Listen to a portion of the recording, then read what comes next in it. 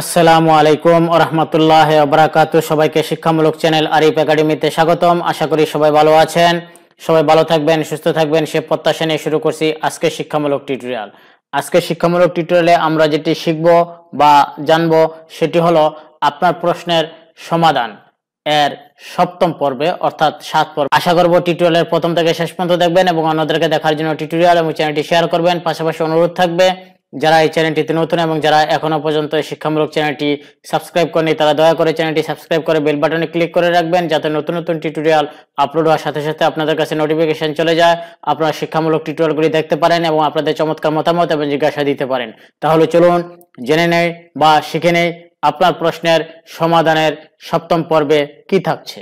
আপনার প্রশ্নের সমাধানে যেটি থাকছে সেটি হলো, প্রশ্নটি আগে আমরা জেনে নেই, সেটি হলো গ্রাফিক্স কার্ডের সমস্যা বোঝার উপায় কি। আমাদের যারা কম্পিউটার আমরা ব্যবহার করি, আমাদের একটি গ্রাফিক্স কার্ড থাকে, এইটি সমস্যাটা আসলে অনেকেই বুঝি না। চলুন এই টিউটোরিয়ালটি দেখে বুঝে নেই যে এর উপায়টা কি।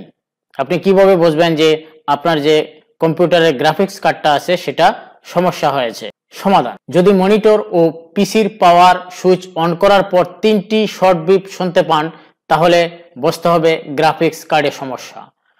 আপনার গ্রাফিক্স কার্ডটি খুলে অন্য পিসিতে লাগিয়ে নিশ্চিত হয়ে নিন এটি ঠিক আছে কিনা।